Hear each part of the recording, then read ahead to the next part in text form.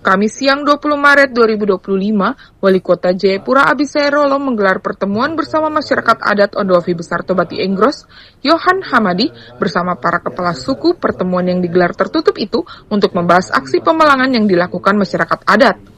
Aksi pemalangan itu dilakukan pada sumber air baru Sungai Siborgonji II, saluran air milik PT Air Minum Jayapura. Usai mediasi, Wali Kota Jayapura Abisayarolo menjelaskan, pemerintah kota mengundang masyarakat adat pemilik hak wilayah sumber air Sungai Siborgonji II, saluran air milik PT AMJ Jayapura yang mana pemasangan air bersih itu sudah dilakukan, namun dipalang. Sebagai bentuk permisi kepada hak pemilik tempat, maka pemerintah kota sepakat memberikan dana sebesar 500 juta rupiah. Jadi hari ini tanggal 20 Maret 2025,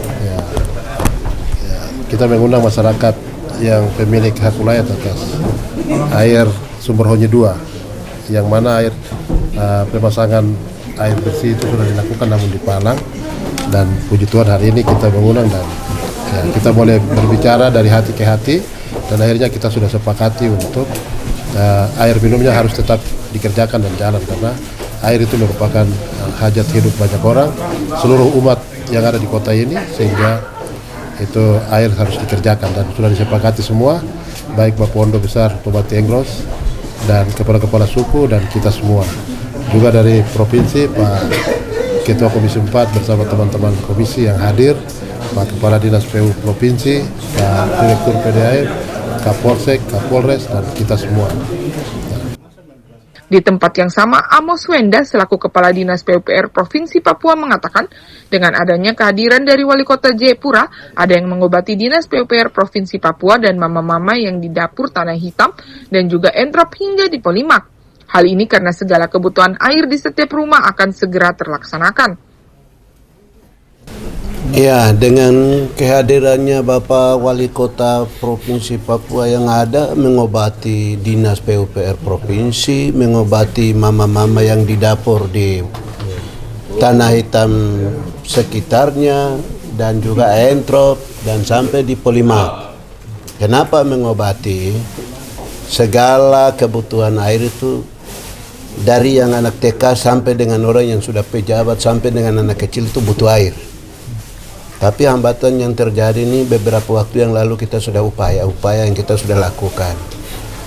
Kita sudah ketemu dengan inspektorat sebagai pengawasan saya untuk bisa memfasilitasi, tapi belum ada solusi. Setelah itu kita masuk sampai di Bapak Gubernur juga belum ada solusi. Sampai dengan kita masuk di semua elemen-elemen yang kami merasa untuk bisa menyelesaikan masalah ini.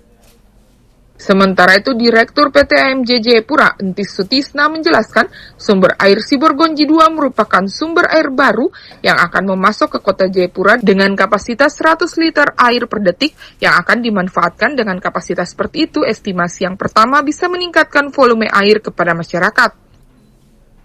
Nah, sudah tentu dengan strategisnya potensi itu, kami berharap bahwa ini akan dapat direalisasikan, dan kebetulan memang sumber pendanaannya semuanya dari Provinsi Papua, ya, dari Dinas PUPR.